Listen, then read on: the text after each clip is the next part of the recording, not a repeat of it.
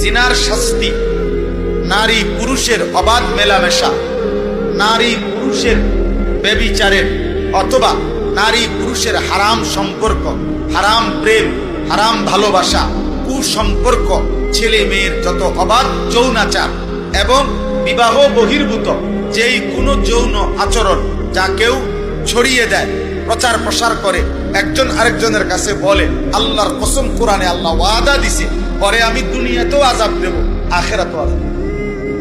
কসম আল্লাহ, এটা সূরা নূরের মধ্যে আছে।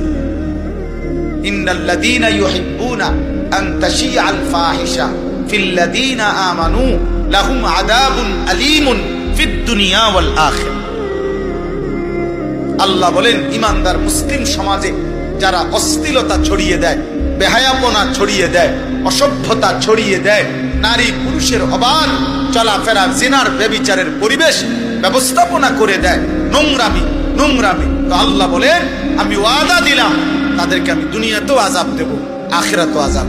এজন্য যেই সমস্ত রাস্তার পাশে চলার পথে যারা এমন ব্যবস্থাপনা করছে, যেই ব্যবস্থাপনায় অর্ধেক আলো অর্ধেক অন্ধকার, লাল নীল ঝিকিমিকি, আধা আলো আধা অন্ধকার, ছেলে মেয়ের গোপন একাকী বসার জায়গা, অসভ্যতা করার জায়গা, আল্লাহর কসম এই ব্যবস্থাপনাকারীদেরকে আল্লাহ এই দুনিয়াতে বেইজ্জতি করবেনই করবেন।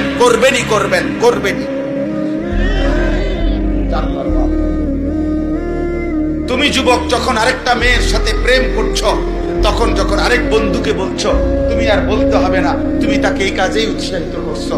তুমি যখন আরেকটা মেয়েকে নিয়ে মোটর সাইকেলে হোক অথবা এমনি চলার একটা সুযোগ পাইয়া তাকে নিয়ে রাস্তায় চলছো, দুই পাশের যত যুবক দেখছে তারার কলিজার মধ্যে আফসোস আসছে, এমন অসভ্যতা যদি আমরাও পাইতাম তাহলে তুমি জানো আরে এই অসভ্যতার ব্যবস্থা করে দিলা, তো তোমার কপালে জিল্লতি আছে, এটা রবের ওয়াদা। অপমান জুটবে কোন সন্দেহ।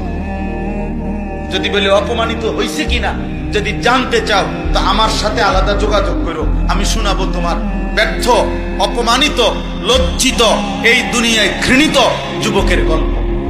তোমার হোয়াটসঅ্যাপে শোনাবো, তুমি শুনবা ইনশাআল্লাহ।